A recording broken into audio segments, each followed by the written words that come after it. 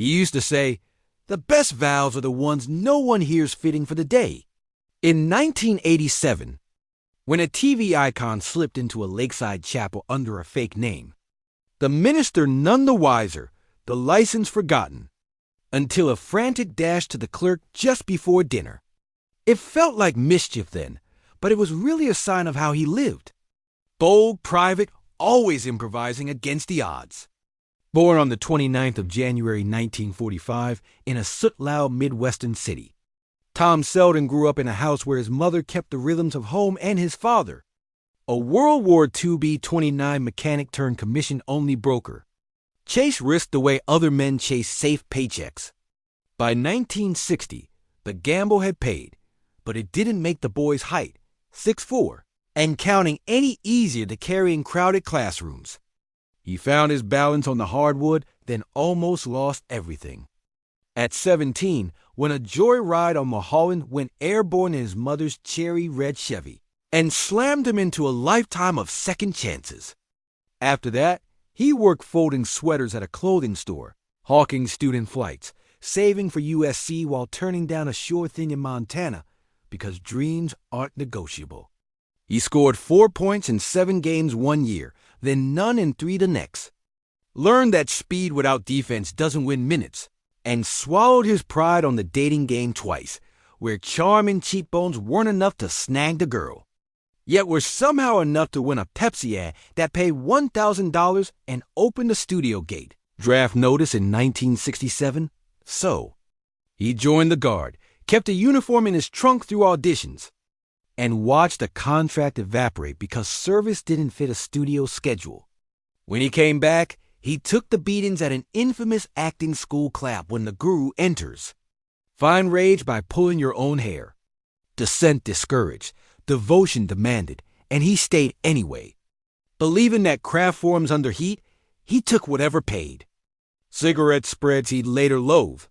Bit parts that vanished in edits, a horror film shot in tropical chaos where a fire gag scorched the set, and a cardboard script couldn't burn the fear off his skin. He got fired once for being too tall, told another time to play a handsome dummy, and then Gray stumbled into a recurring role as a too-perfect detective, whose genial grin annoyed a star who preferred his comedy broad. It taught him that likability can be a trap if you don't lace it with truth. When Magnum finally came calling, the first draft was a cartoon with gadgets, and a cliff house, and a hang glider with guns. And he pushed back. Give me jokes that bruise and a heart that limps. Let him lose sometimes.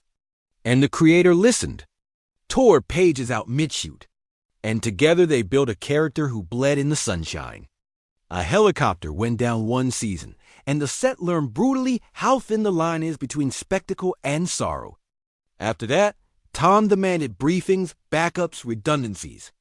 Not because it was cheap, but because it wasn't. He almost wore the fedora in 1980. They wanted him. The chemistry was there, but the series contract held.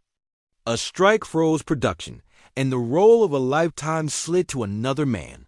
He wouldn't call it fate or theft, only a door he chose not to kick down. He fell for a dancer with London stardust in her hair. Watch Cats a dozen times because love can be a loop. Untied one marriage and tied another in secret on the 7th of August 1987. The room full of family and Polaroids and promises whispered, not announced. He bought 63 acres of California ground and tried to grow a quieter life. Avocados, oaks, fence lines, he could ride at dawn. Yet the work never stopped calling, and the workaholic never stopped answering. A daughter arrived in 1988. Horses steadied her heart. And on lonely afternoons, the only voices were the dogs and the wind. He adopted a son who carried his own storms, the kind that rehab can calm but not always cure. And he learned the hard math of love. You can pay bills. You can open doors, but you cannot lift a grown man's feet. He made a blockbuster with 2 pals and a baby.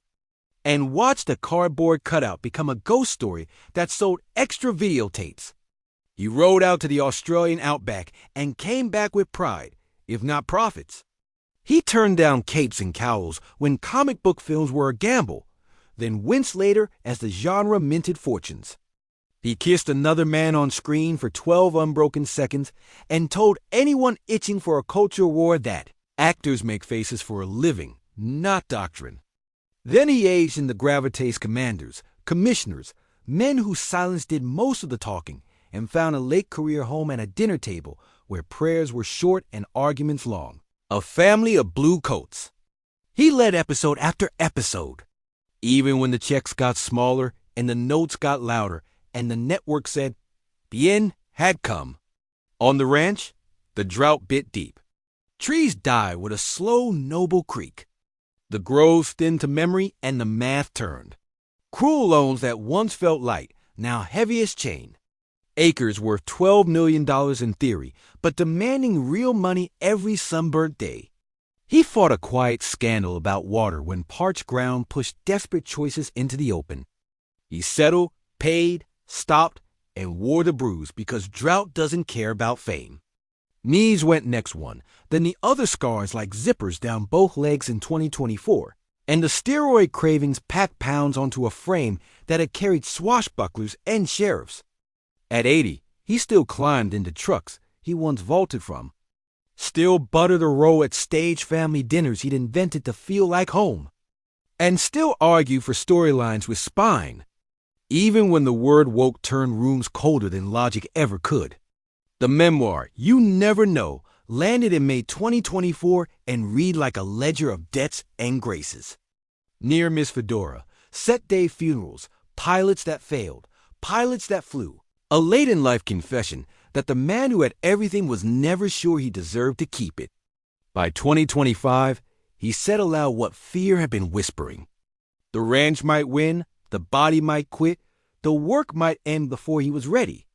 He joked about losing it all because jokes are a safe way to practice saying the truth. And still, when the light hit his face, the old magic showed up, the shrug that forgave, the grin that admitted defeat without surrender, the voice that carried enough gravel to sand down regret. He had it all. Yes, he also had the courage to count what it cost. If the final image is a man on a slow ATV at dusk, checking fence posts and wildflowers, it's because after a lifetime of stunts and spotlights, he learned that keeping what matters is the bravest stunt of all